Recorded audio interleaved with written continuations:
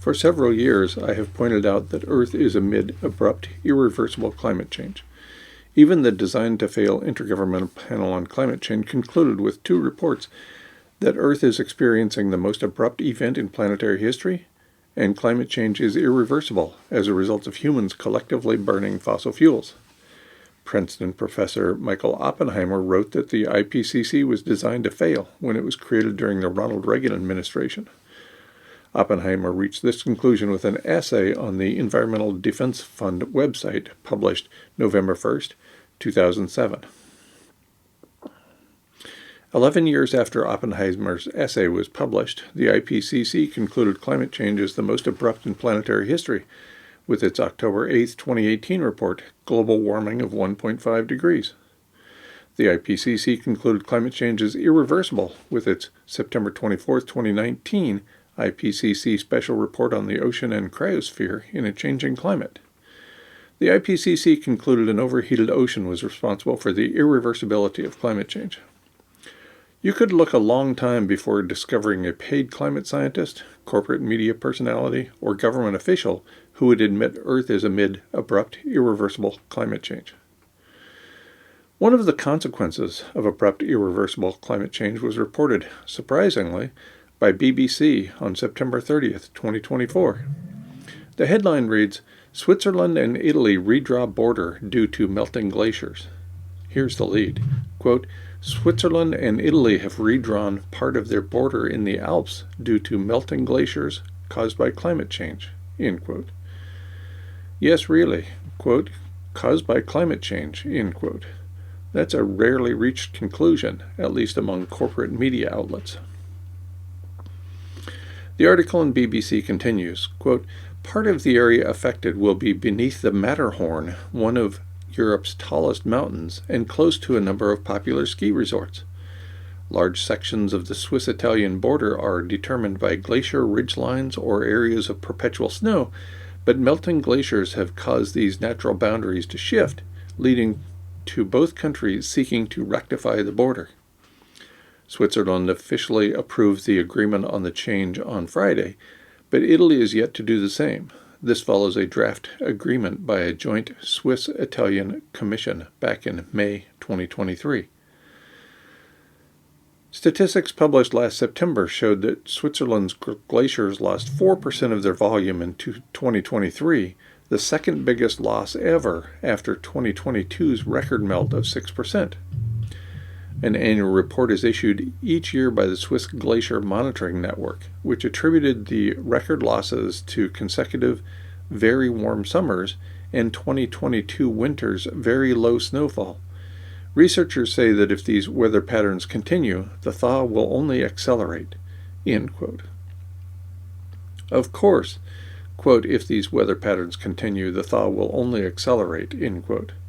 How could we expect otherwise on a rapidly warming planet? The article at BBC indicates that boundaries will be changed in several areas.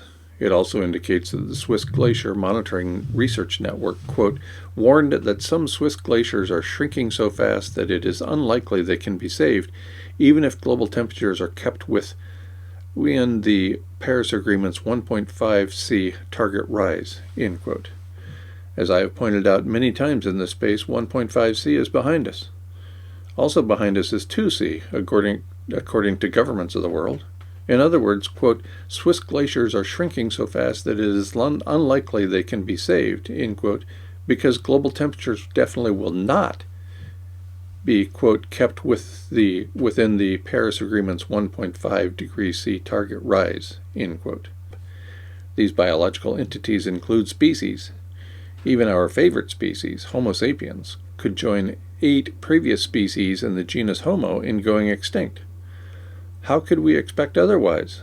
In driving other species to extinction, in changing the environment at an ever-increasing exponential rate, and in demanding economic growth instead of the retention of habitat for our species and others, we are collectively altering the planet in myriad ways. As with other species, humans are poorly adapted to rapid rates of environmental change, even if we are the source of change. Imagine you are at a carnival, riding a rapidly moving roller coaster. You can barely keep from vomiting. The roller coaster increases speed just as it hits bigger hills. Try as you might, you cannot maintain your calm demeanor. You and your lunch go separate ways. Project your experience on the roller coaster to our species.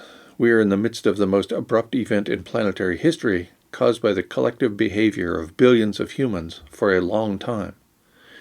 It's not your fault. It's not my fault. Yet it is your fault. It is my fault. If you were to change your behavior, we still wouldn't have a chance. That goes for me too. The rate of environmental change is too great.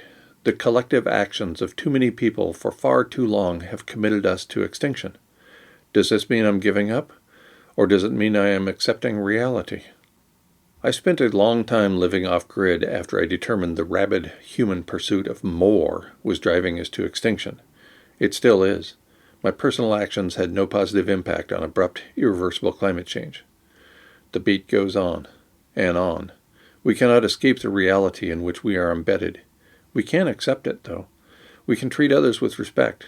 We can live with dignity and assure the same for others. We can accept our mortality just as we accept the mortality of others. Along the way, we can accept our imminent extinction as we find ourselves within a mass extinction event. We will all die sooner than we'd like. Probably not today, though. Probably not tomorrow.